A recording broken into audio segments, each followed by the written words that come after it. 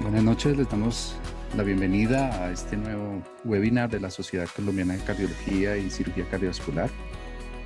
Esta noche contamos con la presencia del doctor Solón Navarrete Hurtado, quien es miembro de Junta Directiva de la Sociedad y también es un excelente conferencista. Esta noche el doctor Solón, que además es médico cardiólogo y epidemiólogo, máster en imagen cardíaca, PhD en Ciencias Biomédicas, que trabaja en Cardiolab y en el Hospital Militar, Hospital Central de la Policía Nacional, nos va a ayudar con un tema espectacular.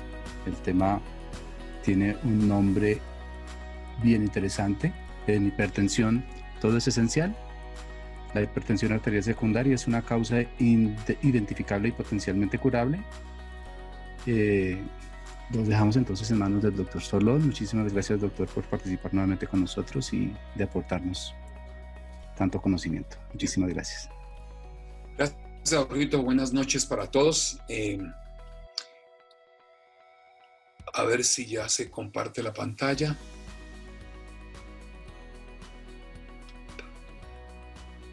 ¿Se comparte la pantalla ahí, Jorge? Aún no. A ver. Muy bien. Ahora sí, doc. Bueno, muy buenas noches para todos. Un gusto estar compartiendo con ustedes nuevamente una actividad educativa más de la Sociedad Colombiana de Cardiología en esta serie de webinar, aprovechando nuestro confinamiento obligatorio. Y hoy vamos a hablar de un tema no relacionado directamente con el COVID-19, sino con una entidad que evidentemente produce mayor mortalidad cardiovascular. Y aprovechando que se celebró en días pasados el Día de la Hipertensión, el grupo de la sociedad y la junta directiva pensó que era muy importante continuar con estas conferencias de educación continuada enfocadas en hipertensión, haciendo continuidad a lo que hablaron el doctor Moreno y el doctor Moya en días pasados de la hipertensión arterial y su relación con el COVID. Hoy vamos a hablar de otro tema. Y esto gracias a la patrocinio de Laboratorios por CAPS, que muy gentilmente están ayudando a estas actividades educativas de la Sociedad Colombiana de Cardiología. El tema o la pregunta de hoy es si en hipertensión todo es esencial. Estos son mis conflictos de intereses que para nada están influenciando el contenido de esta presentación. Y yo quiero empezar con esto, con la analepsis. La analepsis es una forma, digamos, de arte que se utiliza mucho en la parte de producción de películas, se utiliza mucho en la parte de relatos bibliográficos y está en relación a que no hay una continuidad en el tiempo y no hay continuidad de los hechos, sino que básicamente en inglés se dice como un flashback, es decir, como empezar por el final. Y yo debo decir que entonces que en hipertensión arterial todo es esencial en el sentido de que debemos diagnosticar a nuestro paciente que tenga hipertensión arterial. En este caso sabemos que es la hipertensión arterial primaria o esencial. Y por supuesto, descartar una entidad que a veces debemos tener una gran, digamos, sospecha clínica y una intuición para buscar una hipertensión secundaria. ¿Y esto por qué lo digo? Básicamente porque cuando hablamos de hipertensión, nosotros nos enfocamos a que el 90% de nuestros pacientes están rotulados como primarios, esenciales o idiopáticos. Siempre recuerdo y siempre digo que idiopático o esencial o primario es el nombre lindo que le damos a la ignorancia médica. No sabemos por qué los pacientes desarrollan hipertensión. Son muchas las teorías y muchos los conceptos fisiopatológicos, pero en sí no sabemos por qué se produce hipertensión. Esto corresponde a la gran masa de pacientes que vemos nosotros en nuestro quehacer diario. Pero hay un grupo de pacientes que pueden llegar hasta el 15% que tienen una causa que puede ser potencialmente removible y es una hipertensión que se llama secundaria en la que es esencial descartar. ¿Y esto por qué es importante? Porque mire, la hipertensión arterial secundaria es debido a una causa que puede ser identificable, que puede ser tratada y que puede ser intervenida específicamente. ¿Qué quiero decir con esto? Que en este ámbito de la hipertensión todos estamos comprometidos. Hablo del cardiólogo, hablo del nefrólogo, hablo del endocrinólogo, hablo del médico internista, hablo del médico familiar, hablo del médico general, el médico de atención primaria. Porque debemos tener en mente estos aspectos, que si bien hay un 90% de gente que no sabemos por qué se produce la hipertensión, estamos obligados a buscar este grupo de población en el cual debemos nosotros descartar porque es potencialmente curable. Y no solamente por el hecho de que es potencialmente curable, sino que la hipertensión arterial secundaria es igual que la hipertensión arterial primaria. Es decir, se asocia a una gran mortalidad cardiovascular.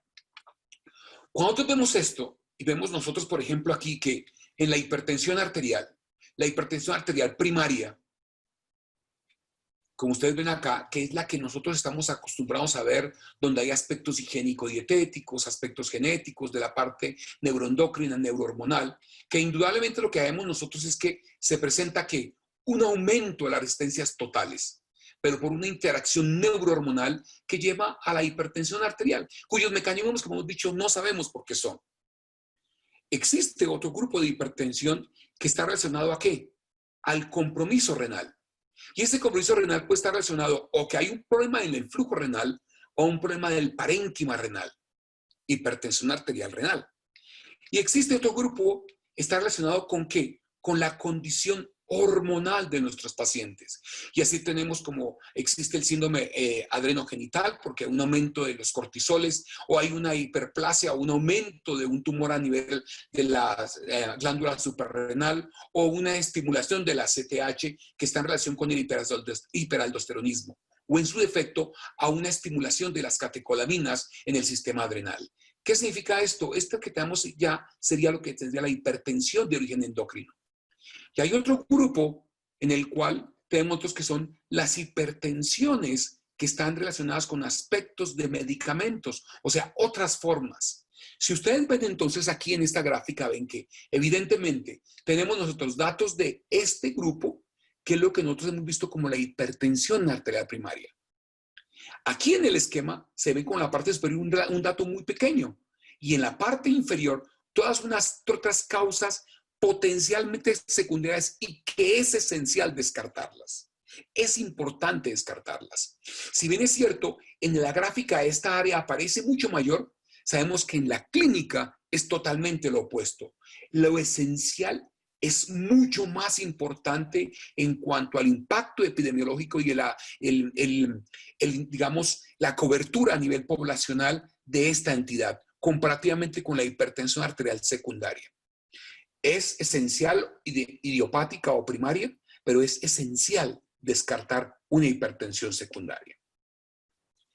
Como estamos en conceptos eminentemente educativos y la idea es que de estos webinars de la Sociedad Colombiana de Cardiología salgamos con elementos prácticos de qué hacer en nuestro quehacer diario, podemos empezar diciendo que hay pistas que nos están indicando qué pasa o cómo pensar en hipertensión arterial secundaria. ¿Cuáles son esas pistas que nos van a orientar a ese respecto? Lo primero es ver que tenga yo un paciente que tenga una hipertensión severa o una hipertensión resistente. Recordemos que son medicamentos, son pacientes que requieren más de 3 medicamentos, que incluye un diurético. Ese grupo de pacientes ya nos está diciendo de que algo no está bien. Primera pista. Segundo aspecto es aquellos pacientes que yo venía controlando adecuadamente y que súbitamente se inestabiliza. Esta es otra pista clínica que debemos tener en mente. Otro tercer aspecto es a qué edad inicia la hipertensión o a qué edad estoy viendo a este paciente. Y más aún, si no hay antecedentes familiares de hipertensión y no es obeso. Esta es otra pista importante a tener en cuenta como esta elucubración de lo que uno hace en hipertensión secundaria. Y finalmente, los pacientes que empiezan en muy temprana edad, en la pubertad, es otro indicador clínico de que uno debe empezar a buscar causas de hipertensión arterial secundaria.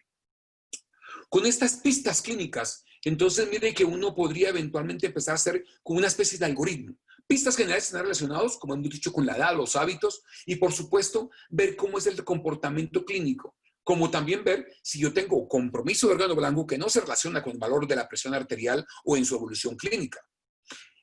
Seguido, el mapeo de presión arterial de 24 horas nos permite descartar otras consideraciones que debemos tener en cuenta antes de empezar un screening clínico en hipertensión secundaria. Lo mismo que cómo se comporta ese mapa en cuanto a la presión arterial y los descensos o elevaciones de presión arterial. Debemos pensar que existen otros factores por el cual pueden producir hipertensión, como son el uso de medicamentos o, en su efecto, buscar si el paciente está adherido al tratamiento. Y finalmente, hacer un screening de acuerdo a lo que yo he hecho, si ver que lo que yo estoy buscando es que el paciente tenga una condición clínica asociada que no permite un adecuado control de la presión arterial o tenga otras consideraciones, otras comorbilidades que debemos descartar. ¿Cómo haríamos nosotros entonces este paso a paso desde el punto de vista práctico? Bien, hay pistas generales, claro. Entonces, existe un enfoque, porque como voy a reiterar varias veces en esta presentación, el estudio de la hipertensión arterial secundaria no es fácil desde el punto de vista de la cantidad de exámenes que uno puede pedir y de los costos que eso implica. Por tanto, uno debe tratar de tener un esquema mental.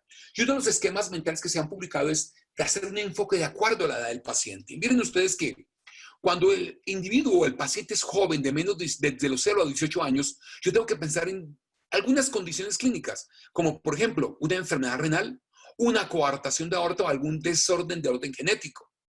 En los pacientes con una edad un poquito mayor, entre 19 y 39 años, mire que yo ya me reduzco a tener que probablemente o tenga la enfermedad renal que venía de antes o que tenga un problema a nivel de la arteria renal, ya sea probablemente lo más común a esta edad, una displasia fibromuscular de las arterias renales. Una edad más posterior, entre 40 y 64 años, ya tenemos otras consideraciones clínicas. Ya voy a empezar más en aspectos hormonales y no en patologías de orden congénito. Mientras que cuando mi paciente se hace intratable, yo debo tratar de buscar que en estos pacientes hay una condición asociada que desarrolla una hipertensión secundaria, como por ejemplo una arteriosclerosis de las arterias renales o una enfermedad endocrina o en su defecto un problema del parénquima renal. Miren ustedes que en la medida en que yo buscando grupos etarios en diferentes circunstancias, en diferente evolución de la vida, yo tengo una innumerable cantidad de exámenes paraclínicos o de imagen que todos obviamente hay que, digamos, adaptarlos a qué grupo etario me estoy dirigiendo yo o tengo enfrente.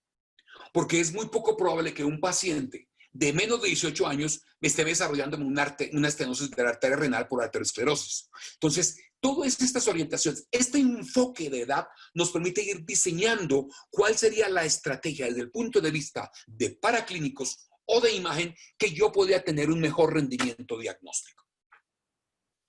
Muy bien. El otro aspecto, ya teniendo en cuenta esto, ¿qué podemos ver del monitoreo de presión arterial de 24 horas? Y mire que en el monitoreo de 24 horas también hacemos un enfoque de acuerdo a la edad.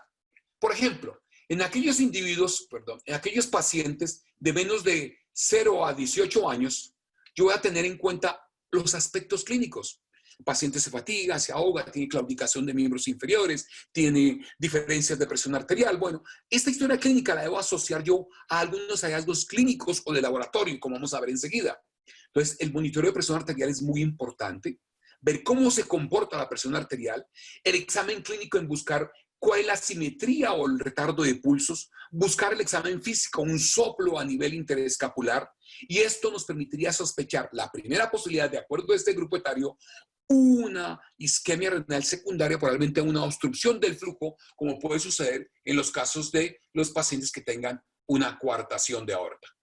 La coartación de aorta en este grupo es donde deberíamos considerar. ¿Y qué hacer? Bueno, estudiarlo de acuerdo con un ecocardiograma y buscar una técnica de imagen acorde a la condición que nos permita ya en este grupo enfocar una entidad que puede producir isquemia renal o enfermedad vascular renal y potencialmente hipertensión. Cuando yo me voy un poco más adelante en la edad con este enfoque de edad, fíjense que entre los 19 y 39 años, fundamentalmente en mujeres, vamos a buscar problemas de hiperaldosteronismo primario. ¿Y qué hay que tener en cuenta aquí? ¿Qué clínica me presenta este paciente? la fatiga, la debilidad muscular, la poliuria polidipsia, la constipación. Y si a esto le asocio los datos clínicos de laboratorio y los hallazgos que yo encuentro en el examen físico asociado a los datos del monitoreo de presión arterial, yo voy a tratar de discernir cuál es el compromiso de órgano blanco, verificar qué pasa con los datos clínicos de debilidad muscular y, por supuesto, vienen todos los datos neurohormonales que me permiten asociar a mí y poder definir si el paciente está con un hiperaldosteronismo. Miren ustedes que en esta guía que habla la Sociedad Europea de Cardiología dice cómo estudiarlo. 3 ítems: la actividad renina plasmática, la concentración de aldosterona y la relación entre aldosterona y la actividad renina plasmática. Y aquí enfoco tres grupos. Aquellos pacientes que tienen una actividad de renina plasmática elevada, con una concentración de aldosterona elevada y que la relación es normal, probablemente se trata de un hiperaldosteronismo secundario.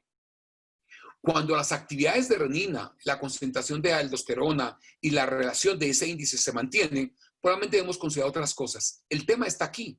Cuando yo tengo una actividad renina plasmática baja, pero concentraciones de aldosterona altas y esta relación alta, debo hacer un test confirmatorio para verificar que eso se repite, eventualmente hacer una técnica de imagen y posteriormente, que uno lo hice acá, pero no es tan sencillo, es tomar una vena específica, una muestra, perdón, de la vena específica adrenal y ver si hay lateralización o no. Si no hay lateralización, probablemente se trata de una hiperplasia idiopática, o si es lateralizado, probablemente se trata de un adenoma productor de aldosterona. Miren ustedes que yo voy enfocando el cuadro clínico de acuerdo a esa característica etaria y a las probabilidades pretest que voy a tener en cada condición clínica. ¿Qué pasa cuando nos movemos un poco más adelante y se destacan pacientes de 40, 60 años con este fenotipo? Ya empiezo a pensar en que se trata de un paciente que tiene una apnea obstructiva del sueño. Y estos pacientes tienen una clínica muy particular. Son roncadores, están durmiendo a toda hora, se quejan de mucha cefalea, no tienen una concentración adecuada, son pacientes muy irritables, con un fosforito, ¿cierto? Incrementa sus accidentes aparentemente automovilísticos o caseros. Este grupo de pacientes con estas características clínicas, ¿cuáles son los hallazgos que yo voy a ver? Hombre, normalmente son pacientes que tienen un cuello corto, estrecho y con una macroglosia, lo cual aumenta aún más o acentúa más la hipoxia. Si a eso le tomamos el monitoreo de presión arterial y vemos que estos pacientes no son descendedores y su frecuencia cardíaca tiene un comportamiento muy interesante, como vamos a ver enseguida, probablemente estamos ya enfocándonos a que este paciente ya tiene un compromiso a nivel del ventrículo derecho, ventrículo izquierdo desarrollando hipertrofia ventricular izquierda por la hipertensión arterial y el compromiso a nivel cardíaco de la condición pulmonar. Si se asocia que tiene hipertensión pulmonar y además la obesidad con los edemas venosos inferiores, estamos en presencia, evidentemente, en el aspecto fenotípico de un paciente con un síndrome de apnea obstructiva del sueño. Ahí hay que hacer los estudios correspondientes y evaluar si la polisonografía nos va a dar este índice de apnea y hipopnea de acuerdo a su número de determinar si es leve, moderado o severo. Pero esto es uno de los ítems que hay que tener en cuenta y no olvidarlo, porque desde el punto de vista fisiopatológico, estos pacientes habitualmente funcionan con un hiperaldosteronismo secundario. Este es el ejemplo que les decía, mire, que lo mostraban aquí, como el monitoreo de 24 horas permiten probablemente descartar y excluir que el paciente no tenga hipertensión de bata blanca. Nos va a ver cuál es el compromiso y la resistencia a que el paciente esté con la terapia adecuada y cómo se comporta ese descenso de presión arterial nocturno, que como ustedes ven aquí no se presenta. Otro elemento importante es la frecuencia cardíaca. Mire que durante el día está bien, pero en la noche se aumenta la frecuencia cardíaca y probablemente eso está relacionado muy seguramente con los episodios de apnea y hipopnea y desarrollando, por supuesto, hipertensión arterial. Importante tener en cuenta este aspecto en los pacientes con hipertensión arterial secundaria a síndrome de apnea obstructiva del sueño. El grupo mayor. Aquí ya el grupo mayor de 65 años, el problema va a ser o el parénquima renal o que tengamos una arteriosclerosis de las arterias renales. ¿Cuáles son los datos aquí? Aquí hay una sospecha clínica interesante en el sentido de que podemos ver que son pacientes que pueden tener roncara, pueden tener diabetes, pero interesantemente es que el paciente ya tiene arteriosclerosis. Otro dato interesante que nos permite ver es que el paciente, cuando yo empiezo con tratamiento modulando el sistema renal angiotensina aldosterona, empieza a deteriorarse la función renal. O pacientes que desarrollan un edema pulmonar flash o repentino. O que el paciente venía a control adecuadamente y súbitamente empieza con un empeoramiento de los controles de la presión arterial. Estas pistas clínicas en este grupo de población, de este grupo etario, nos permiten sospechar que ya hay algo que está llevando a que esta hipertensión no esté controlada. ¿Cuáles son los hallazgos? Hombre, los datos de monitoreo de presión arterial con elevación sumamente elevada de la presión arterial. Pero evidentemente, lo más dato es que el paciente ya tiene enfermedad coronaria establecida, sea por enfermedad arterial periférica o enfermedad arteriosclerótica coronaria, y con compromiso a nivel cardíaco, ya compromiso de órgano blanco.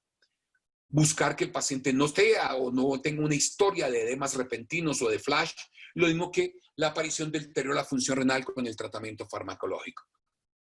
Buscar al examen físico también los soplos. Todos esos datos permiten sospechar en este grupo de pacientes que hay algo en relación a la arteriosclerosis que ha llevado a este paciente a un deterioro del control de la presión arterial.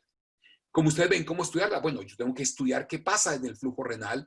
Tengo diferentes técnicas de imagen que pueden dar imágenes o ser concretos o no serlo, y finalmente tendrán una angiografía con evaluación hemodinámica.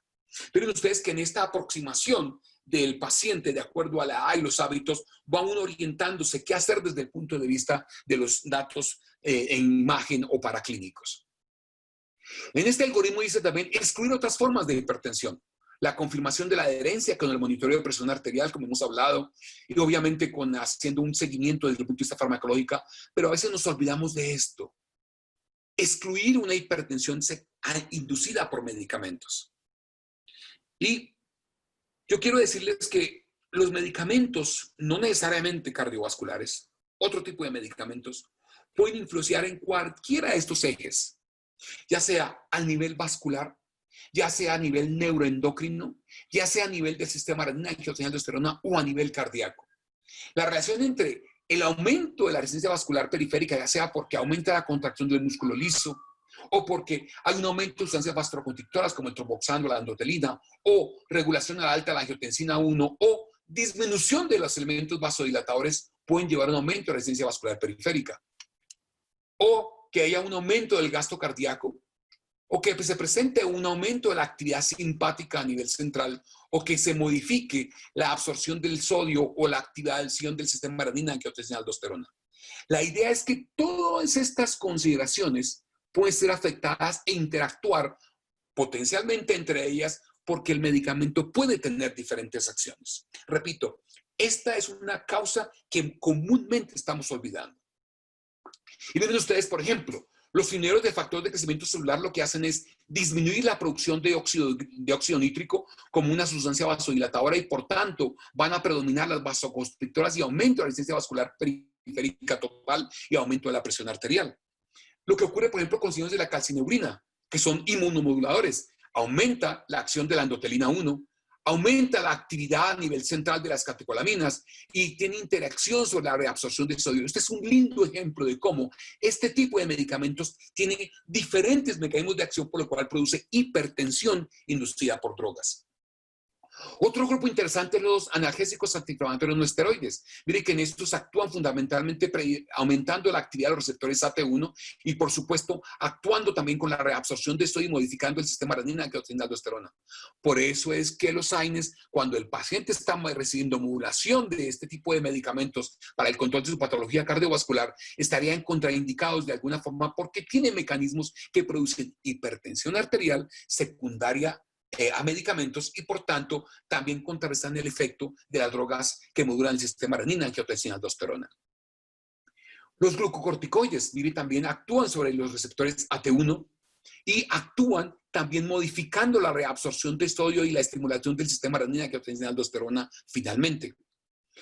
Otro ejemplo es la eritropoyetina. La eritropoyetina tiene dos cosas. Disminuye la producción de óxido nítrico y aumenta la acción de la endotelina y el tromboxano. O sea que tiene un efecto múltiple favoreciendo la resistencia vascular total y aumento de la presión arterial.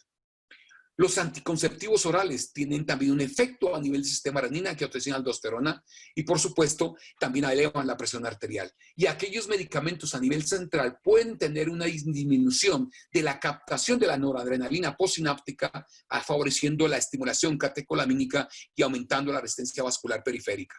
Y finalmente, aquella cosa que nos olvidamos, nuestros pacientes adictos a cocaína o anfetaminas, que también tienen un triple mecanismo de acción. Aumentan la frecuencia cardíaca, aumentan el gasto cardíaco, aumenta la descarga categolámica y aumenta la resistencia vascular periférica, produciendo hipertensión.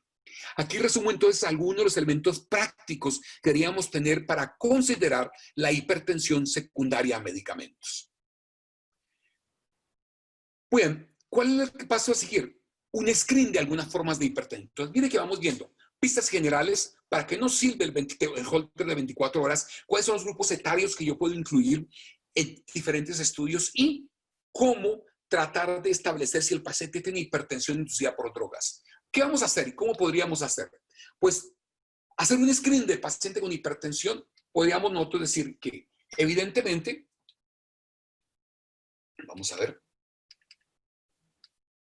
yo tengo un paciente con 3 pistas que nos pueden dar. 1, un nuevo inicio súbito de hipertensión arterial antes de la 3ª década o después de la 6ª década. Que el paciente tenga una marcada elevación de la presión arterial con severo daño órgano blanco o que el paciente tenga una hipertensión arterial resistente. Miren que aquí estoy resumiendo esos ítems que nos hacen sospechar que el paciente pueda tener hipertensión secundaria. Entonces, en este orden de ideas, yo puedo tener una serie de condiciones clínicas que voy a tener, por ejemplo, unos síntomas, como sería aquí poliuria o hematuria, unos datos de laboratorio que podría ser el aumento de la creatinina, o unas imágenes diagnósticas que permiten en algún momento determinar y llevar a que probablemente la etiología de este grupo sea un problema del parénquima renal. Otro grupo con un soplo a nivel renal, con aumento de la creatinina y con imágenes también susceptibles de mostrarnos alguna anomalía a nivel renovascular, nos da datos de que puede tener una hipertensión renovascular. Paciente con palpitación, cefalea, palidez como síntomas y con hallazgos en laboratorio en catecolaminas y en orina elevados o alterados, con datos de imagen que nos permitan detectar alguna anomalía, nos permite llevar una hipertensión vascular, probablemente sea aquí con un feocromocitoma. Ahora bien, tiene un grupo donde yo encuentro joroba, obesidad, cara de luna, eritema, estrías, alteraciones neuroendocrinas y las imágenes, junto como ocurre, por ejemplo, con imágenes también a nivel del TAC, con náuseas o palpitaciones, o taquicardia y bradicardia, con alteraciones de la parte de la tiroides, o en este caso parte de la paratiroides con palpitaciones. Todos estos grupos nos llevan a una consideración que es la hipertensión de origen endocrino. Mire que evidentemente yo puedo tener una orientación por edad, pero puedo ir de acuerdo a lo que voy buscando y sospechando, pedir diferentes elementos de diagnóstico paraclínico para orientar mejor su diagnóstico. Y finalmente, aquellos pacientes que tengan una presión arterial diferencial, con disminución del retardo del pulso, con diferencia de pulso radial y femoral, el soplo vascular, las imágenes de angiografía nos permiten llevar a que ahora estamos en presencia de una hipertensión vascular o renovascular por una coartación. Lo interesante de aquí es que miren aquí, todos los estudios que hemos dicho tienen una gran cantidad tanto de laboratorios como de imagen. Y permítame hacer unas 2 diapositivas finales de cuál es la utilidad de la imagen. Por ejemplo, miren, aquí tenemos este ejemplo donde encontramos aquí un paciente que tiene los signos típicos de Rosler. Si ustedes recuerdan, el signo de Rosler es el dato que se encuentra por erosiones que se ven en las costillas, secundaria a la circulación colateral que se ven en los pacientes de coartación aorta. Aquí lo ven, la coartación en las flechas, y en las flechas blancas ven la circulación colateral de las intercostales y que habitualmente estos pacientes se asocian a válvula aórtica bivalva. Un ejemplo de cómo la imagen puede ser útil. O este síndrome clínico tan raro que es como una displasia de la arteria aorta en la parte distal, donde se encuentra, como ustedes ven aquí, la aorta va disminuyendo de tamaño a medida que va descendiendo en el abdomen, hasta que finalmente produce un compromiso del ostión renal y lleva a una hipertensión de origen renovascular. Las imágenes también, por ejemplo, nos permiten ayudar aquí a ver un riñón poliquístico o un aneurisma de la arteria renal saliendo, o en su defecto, la arteriosclerosis con oclusión de las arterias renales, llevando a oclusión vasculorenal y, por supuesto, con la intervención que puede ser susceptible con la colocación de un stent. Entonces, miren que las imágenes también ayudan, los laboratorios ayudan, y eso nos permite entonces llevar a esto. Hemos visto que hay hipertensión esencial primaria idiopática, que la mayoría, hipertensión secundaria, que es la mínima, pero, ojo, debemos tener en cuenta que estas formas, si bien son raras, el tratamiento lleva mucho tiempo y es costoso. Y solo debe uno empezar a estudiar a los pacientes en los cuales se sospecha que realmente existe esta condición para ser evaluados. Permítame entonces resumir aquí varios aspectos. Lo primero que debemos decir en cuanto al resumen es que en ausencia de que el paciente tenga signos clínicos de hipertensión secundaria en el adulto, pero si este paciente empieza a hacerse resistente o un comienzo rápido de hipertensión, ojo, empezar a sospechar que puede tener una hipertensión arterial secundaria. En los niños preadolescentes, la hipertensión debe ser evaluada siempre como una causa secundaria. Los adultos jóvenes que desarrollan hipertensión secundaria deben evaluarse para detectar displasia fibromuscular y que la relación entre renina y aldosterona nos permite buscar aquellas condiciones endocrinas secundarias a un hiperaldosteronismo. Y no olvidemos que la apnea del sueño es un importante marcador o un importante, digamos, aporte al no control de la hipertensión y como causa de hipertensión secundaria. En conclusión, entonces, doctores, hasta el 15% de los pacientes tienen una causa de hipertensión potencialmente curable, que es la secundaria. Esas causas incluyen enfermedad del parénquima, estenosis de la arteria renal, hiperaldosteronismo o causas endócrinas. El aldosteronismo es las primeras causas dentro de estas causas endócrinas y que obviamente es potencialmente curable, y que la detección de una causa de hipertensión arterial secundaria es esencial, ya que va a brindar una oportunidad importante de curar una enfermedad. Y por supuesto que debido a que es rara y que son escasas y que los estudios y el tratamiento es muy costoso, este guía nos permite entonces evaluar a aquellos pacientes que realmente ameriten una evaluación costo efectiva de una hipertensión arterial secundaria. Bueno, entonces termino con la primera diapositiva, la analepsis. Entonces, es esencial que podamos documentar y diagnosticar una hipertensión arterial primaria. Es esencial que descartemos una hipertensión arterial secundaria. Por lógica, entonces, de acuerdo a nuestra pregunta, ¿en hipertensión arterial todo es esencial? Sí, todo es esencial. Es esencial documentar y diagnosticar la hipertensión arterial primaria y es esencial descartar la hipertensión arterial secundaria. Muchísimas gracias y buenas noches.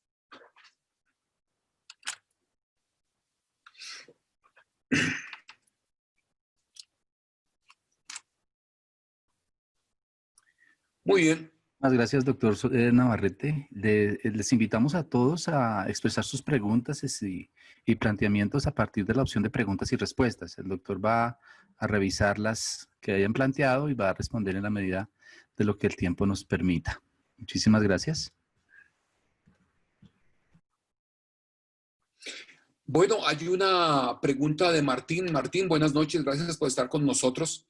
Dice, ¿cuándo considera una hipertensión de difícil manejo y cuál es su opinión en la ablación de arterias renales en el manejo de la hipertensión de difícil control?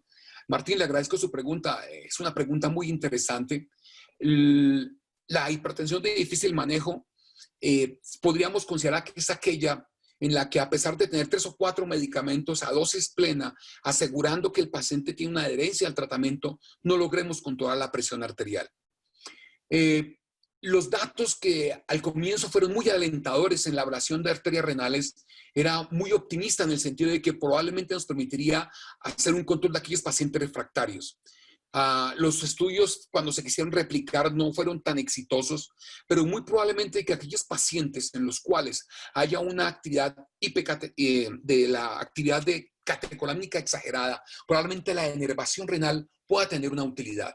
Pero en el momento no está totalmente aceptado esto.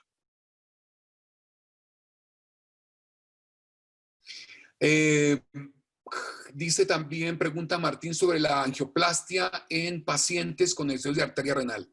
Bueno, muy interesante la pregunta también, Martín, y gracias porque me permite aclarar algunas cosas que a veces lo olvida uno en las presentaciones. Es importante detectar cuanto más rápido el paciente con hipertensión arterial secundaria, porque un grupo de pacientes de estos de estenosis renal, usted le hace la angioplastia, perfunde el riñón, pero el paciente persiste hipertenso. Esto llega hasta un 33-35% de los casos. O sea que recuerdo los que yo he visto en el hospital, básicamente un porcentaje alto de pacientes, a pesar de darle perfusión renal, persisten hipertenso y hay que darle medicamento. Bueno.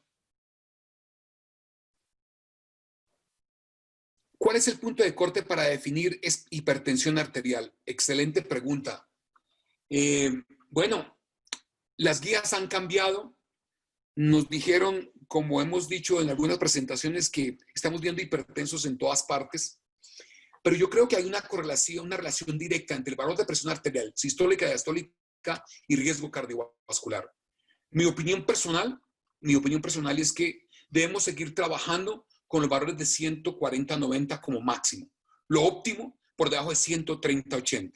Pero para categorizar ya el paciente hipertenso implicaría eso. Ahora bien, los estudios epidemiológicos han mostrado y detectado que a medida que aumenta la presión arterial, hay diferencias entre 130, 135, 135 y 140. El riesgo aumenta. Esa es la razón por la cual los americanos en su momento decidieron bajar la presión arterial. Eso obviamente impacta y tiene mucha trascendencia desde el punto de vista de la asistencia social y de los costos de atención. Así que yo inclinaría a pensar en esa posición como les he comentado. Octavio pregunta, ¿tengo sistólica de 150 y diastólica de 60? ¿Es hipertensión? Bien, esto me permite hacer un recorderis de que una sola toma de presión arterial no hace diagnóstico. Debemos que hacer por lo menos 2 o 3 tomas en diferentes momentos de la consulta y realizar el monitoreo domiciliario de presión arterial. Las guías nos dicen que si yo tengo los valores de presión arterial sistólica y diastólica en diferente nivel, ¿cuál tomo? El valor más alto posible. En este caso, si usted ya ha documentado que el paciente recurrentemente tiene hipertensión o la presión arterial por encima de 140, en este caso 150 en diferentes tomas, es muy probable que ustedes tengan entonces una hipertensión arterial sistólica. La respuesta sería sí. Voy a leer otra pregunta.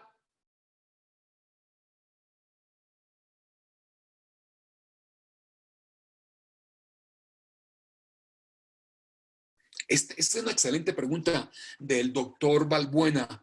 El doctor Balbuena pregunta esto. Soy médico anestesiólogo. La hipertensión arterial es una de las principales causas de cancelación o aplazamiento de procedimientos. ¿Considera usted que un paciente en consulta de valoración preanestésica sin factores de riesgo y con cifras tensionales elevadas debería ser estudiado primero o podría darse manejo antihipertensivo preoperatorio y luego si entra a estudiar el origen? Doctor Balbuena, muchas gracias por su pregunta.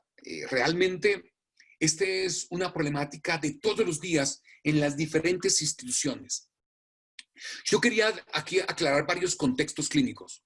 Una cosa es el paciente que llegó a su consulta, no se conoce hipertenso y desarrolla hipertensión arterial en el momento de la valoración o le encontraron hipertensión. Mi opinión personal es que ese paciente debería evaluarse en relación al riesgo cardiovascular y determinar la causa de su hipertensión. Diferente es el paciente que usted conoce con factores de riesgo que es hipertenso y llega a la consulta y se pone hipertenso.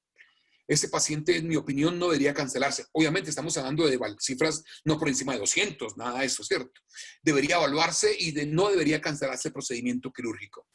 El tercer aspecto es aquel paciente que venía hipertenso, que estaba controlado y en el momento de la consulta el paciente abandonó el tratamiento. Esa es otra consideración a tener en cuenta y creo yo, mi opinión personal es que tampoco debería cancelársele el procedimiento quirúrgico. Muy bien.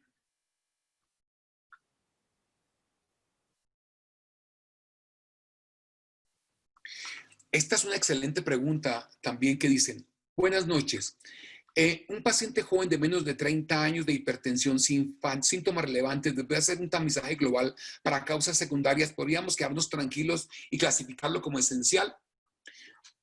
Doctor García, esta también es una muy buena pregunta porque me permite a mí ratificar aquellos o recalcar los aspectos de la importancia del enfoque de acuerdo al grupo etario. En todo paciente joven por debajo de 30 años debe descartarse fehacientemente una hipertensión arterial secundaria. Más aún, insisto, si no hay antecedentes de hipertensión arterial y el paciente no tiene sobrepeso. Si se ha hecho todo conscientemente, como usted ve en todo nuestro algoritmo, es un algoritmo que a veces es largo, es costoso y a veces no se hacen los estudios como debe hacerse, es importante descartar fehacientemente eso antes de considerar que el paciente tenga una hipertensión arterial esencial. Dice, uso de espironolactona e hipertensión arterial resistente, ¿a cuáles se les puede agregar? ¡Wow! ¡Qué buena pregunta del doctor González! Bueno, mire, debemos definir hipertensión arterial resistente.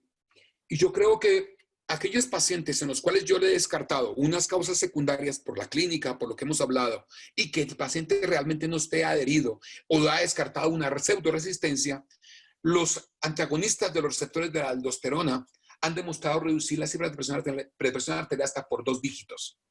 Este grupo de pacientes hay que evaluar cómo está la parte de potasio y seguir el control de potasio. Y va a conseguir un adecuado control de presión arterial siguiendo la medicación que venía más agregar esta y siempre considerando los aspectos del control hidroelectrolítico. Esa es una excelente pregunta.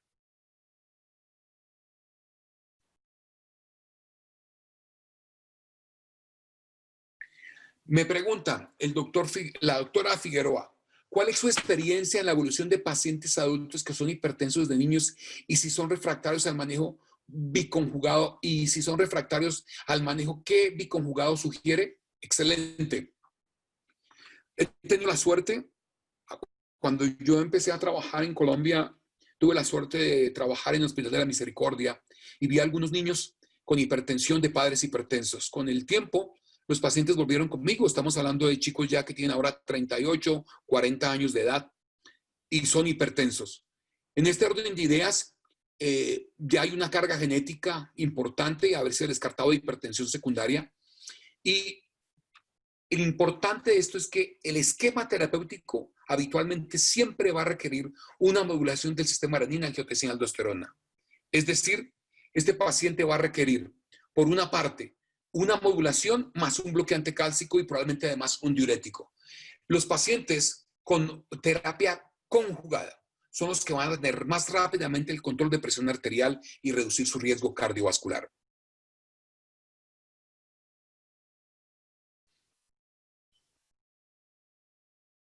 Me preguntan, ¿qué opina de los estudios que permiten en los mayores de 60 años el límite de presión arterial sistólica de 150?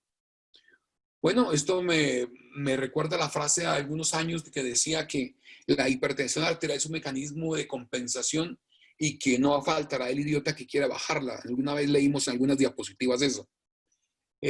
La autorregulación neuronal que permite el flujo adecuado al cerebro son los mecanismos fisiológicos que explican el por qué la presión arterial debería ser por encima de 100 o permitirse por encima de 150.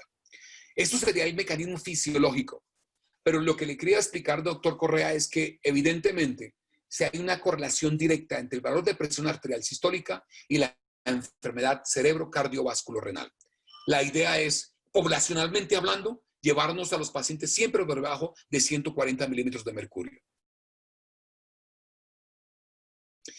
Dice el doctor Mauricio Cárdenas. Mauro, buenas noches, gracias por la pregunta. En la confirmación de hipertensión arterial resistente, ¿usamos mapa o un automonitoreo en casa? Excelente pregunta, Mauro, excelente, excelente. Yo diría que hay varias cosas a conjugar. Por una parte, la anamnesis y el examen del paciente, la anamnesis directa del paciente y la anamnesis indirecta de su cuidador o de su familiar. Creo que eso es trascendental para poder enfocarnos e interpretar, ya sea que usted le haga mapa o el monitoreo. Los dos yo creo que son útiles. Yo me guío más por el automonitoreo en casa, en el cual yo tengo una mayor cantidad de controles de presión arterial y creo que las dos cosas, vuelvo a insistir, la anamnesis directa y el mapa nos pueden ser de utilidad.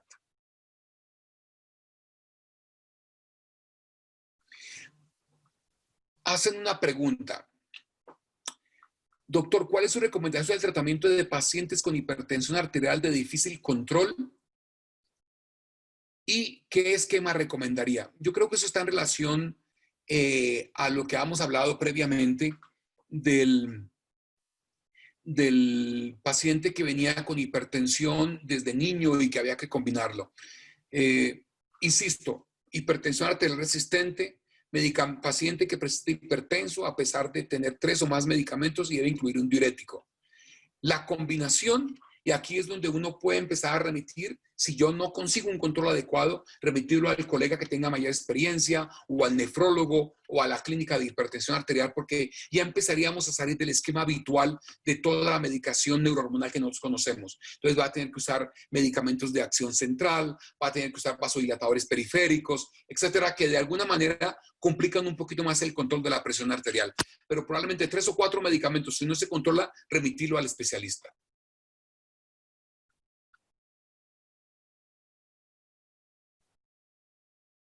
Dice un espectador anónimo: el screening básico después del mapa podría ser un ultrasonido abdominal, perfil tiroideo y ecocardiograma. Excelente pregunta, mi espectador anónimo.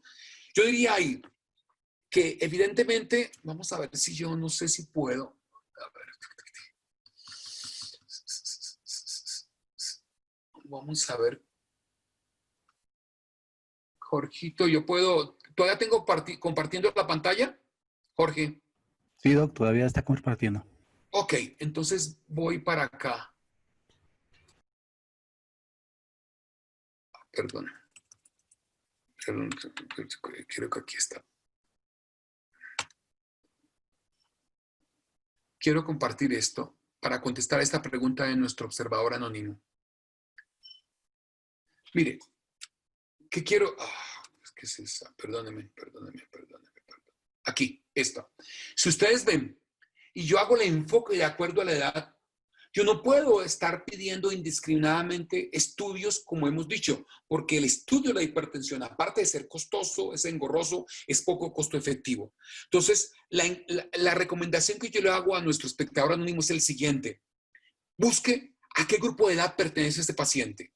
Si es joven, si es adolescente, si es un adulto joven, si es de mediana o es mayor. Y mire que esto nos va a permitir a nosotros evaluar en qué espectro o cuál es la posibilidad de lo que yo estoy buscando y cuál es el estudio que nos permitiría enfocarnos más al diagnóstico etiológico.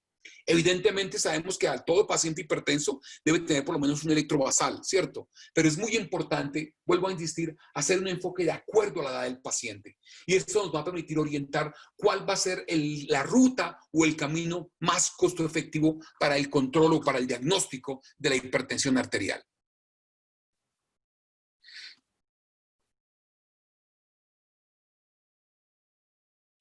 Excelente pregunta, dice Andreina.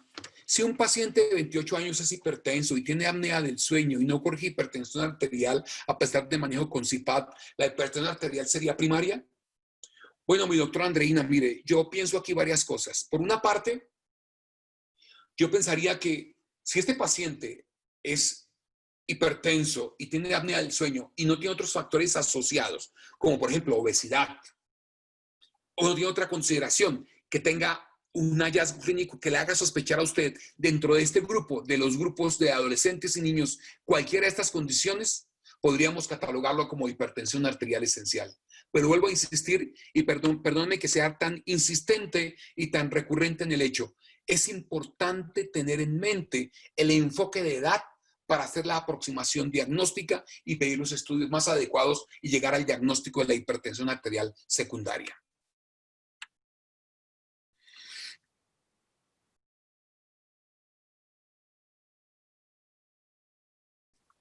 Excelente, mire. En Facebook dice el doctor Edward Hernández pregunta: en estenosis renal, ¿desde qué gradiente en el Doppler de arterias renales se considera patológico? Muy buena pregunta, mi doctor Hernández. Mire, el Doppler lamentablemente tiene especificidad muy variable, pero evidentemente las velocidades de Doppler, algunos dicen que a 300 centímetros por segundo ya es muy específico.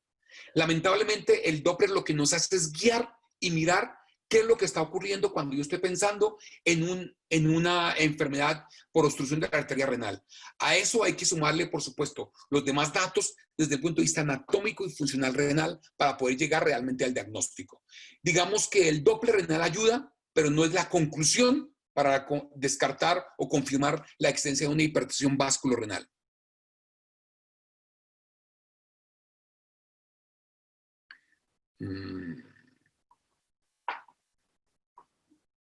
Dice que qué concepto tiene la denervación renal, ya hemos comentado eso. El doctor Lin dice, oh, muchas gracias, doctor. Muchos halagos, muchas gracias. Daniel dice que en la guía del 2020 habla de la flor de la cayena roja por sus efectos para disminuir la cifra de tensión arterial. Excelente pregunta. No conozco la flor de la cayena, no sé cómo funciona, así que lo dejo a discreción para un nuevo webinar sobre medicaciones nuevas en hipertensión. Dice Acer, el uso de la clonidina para algunas especialidades en hipertensión de difícil control, teniendo en cuenta vida media, corta sedación e hipertensión arterial de rebote en la práctica, tan escasa respuesta. Correcto. Bueno, yo estoy de acuerdo. La clonidina a veces hay que usarla, hay que tener cierta precaución, hay que explicarle al paciente básicamente los efectos colaterales, la sequedad, la sensación de sed, a veces la hipotensión ortostática. Todo eso es muy importante tenerlo en cuenta y sobre todo, como usted lo dice, el efecto rebote. Realmente yo la dejaría para un grupo de pacientes que se hace ya de difícil control y una hipertensión arterial resistente.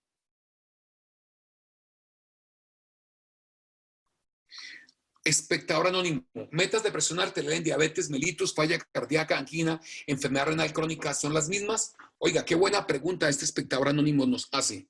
Bueno, yo diría que todo depende de qué paciente tengas enfrente, pero el paciente normalmente en diabetes tiene alguna condición renal o va a desarrollar insuficiencia cardíaca, así que podríamos haber como un solapamiento de las metas objetivo.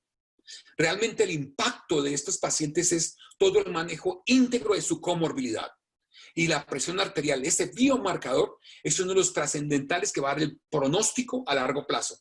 Si este paciente no se controla, la mortalidad es muy alta. Entonces, muy probablemente hay un solapamiento en las cifras tensionales en metas en cada uno de estos grupos, que como les digo, habitualmente no van aislados. Dice aquí otra pregunta. ¿Qué concepto de... Dice, ¿nos podría explicar un poco más de la relación de la enfermedad tiroidea y la hipertensión, el hipotiroidismo subclínico? Oiga, es una excelente pregunta, doctor Galindo. Mire, el hipotiroidismo subclínico realmente se considera hoy en día como parte de ese bagaje endocrinológico aún inexplorado. De cómo eso ya hay evidencia que nos lleva a la enfermedad arteriosclerótica y por supuesto también la correlación con hipertensión arterial. El hipertiroidismo está relacionado básicamente con, ya déjenme un segundito, voy a buscar la diapositiva a ver si la encuentro por acá.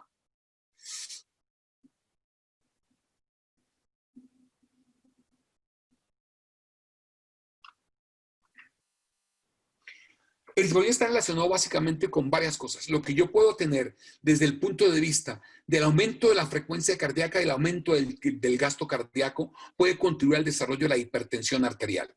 Obviamente hay una relación entre el eje neurohormonal y todo el aumento de la resistencia vascular periférica. Así que parte del hipertiroidismo está en relación no solamente con la acción de la hormona tiroidea, sino la estimulación del sistema renina, angiotensina y la estimulación del sistema simpático. Muy bien. Vamos a ver si encontramos otra pregunta. No veo otra pregunta aquí. Bueno, yo creo que ya terminamos. Son las, ¿qué hora es? 8:26, 25 minutos. No sé, Jorgito, si hay alguna otra pregunta por allá por el... No, por Facebook no veo más preguntas que no haya respondido ya, Doc. Creo que está bien cubierto el tema. Listo. Muy bien. Reitero el agradecimiento a todos los presentes durante la presentación. Esperamos vernos prontamente en otro webinar de la Sociedad Colombiana de Cardiología y que tengan una buena noche y agradecemos, como hemos dicho previamente, a Procast por patrocinarnos esta actividad académica y docente para toda la comunidad médica colombiana. Muchísimas gracias y buenas noches. Muchísimas gracias a usted, doctor. Buenas noches a todas las personas que participaron.